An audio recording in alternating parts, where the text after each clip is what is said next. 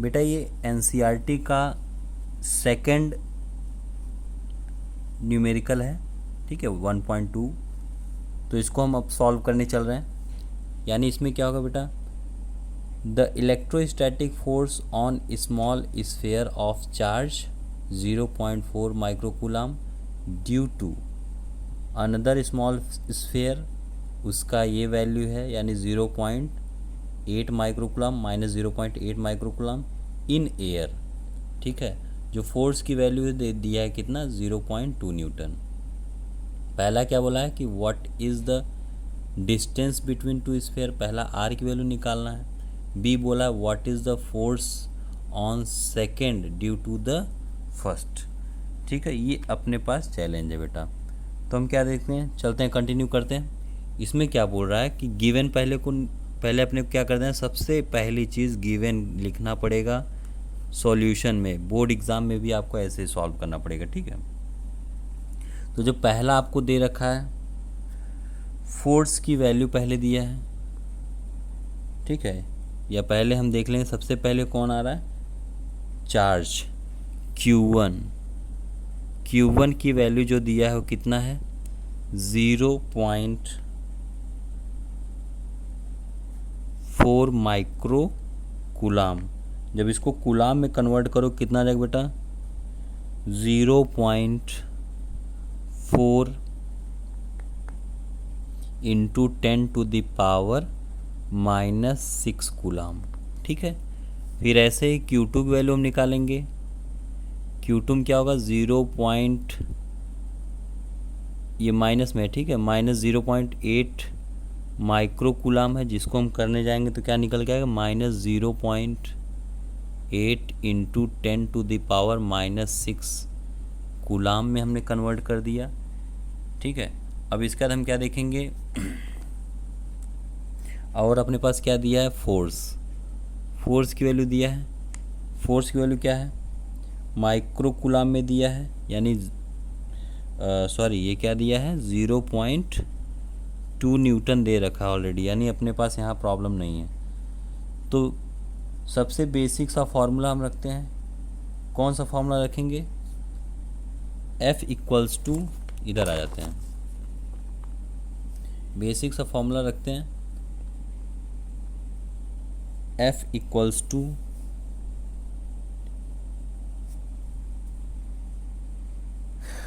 Simple सी बात, KQ upon R का square वाला फॉर्मूला लगता है, ठीक है। K Q1 Q2 upon R का स्क्वायर, इसी फॉर्मूले से बनेगा बेटा, इसी फॉर्मूले से बनेगा। R को उधर लेकर चले जाओ और बाकी को इधर लेकर चले आओ, ठीक है। ये दोनों क्या हो जाएंगे, उल्टा हो जाएंगे। तो यानी हम यहाँ क्या रखते हैं, R square equals to K Q1 Q2 upon F। तो इस फॉर्मूले में हम क्या करते हैं, सिंपली वैल्यू पुट कर देते हैं।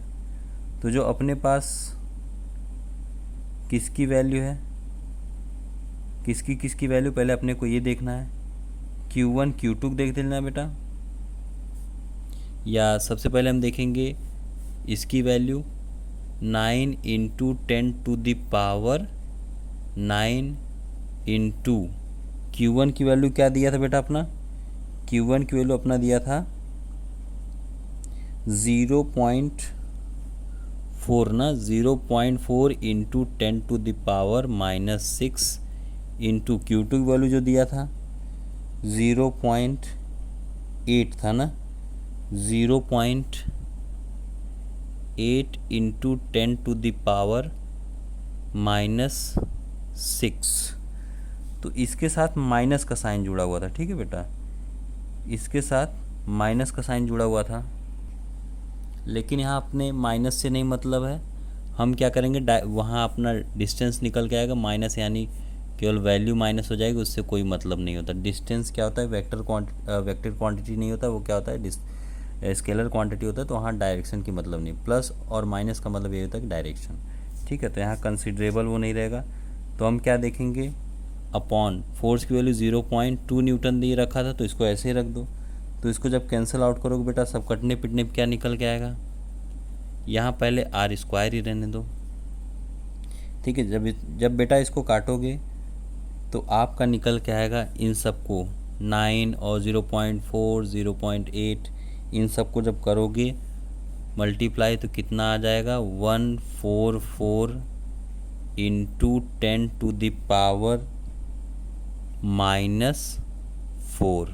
ठीक है, -4 आ जाएगा, अपॉन में रहेगा ये सब मतलब पूरा कटने के बाद। ठीक है, सब कुछ कटने के बाद आपका ये आएगा, तो इधर ये यानी है आर स्क्वायर, तो फिर इसको हम क्या कर देंगे, आर की वैल्यू इधर कितना आ जाएगा, इधर आ जाएगा रूट में, तो जिसको हम काटेंगे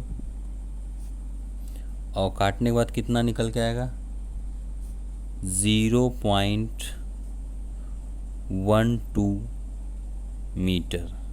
ठीक है, तो इस हिसाब से बेटा यानी यहाँ आर की वैल्यू यानी डिस्टेंस की वैल्यू कितना आ गई 0.12 मीटर।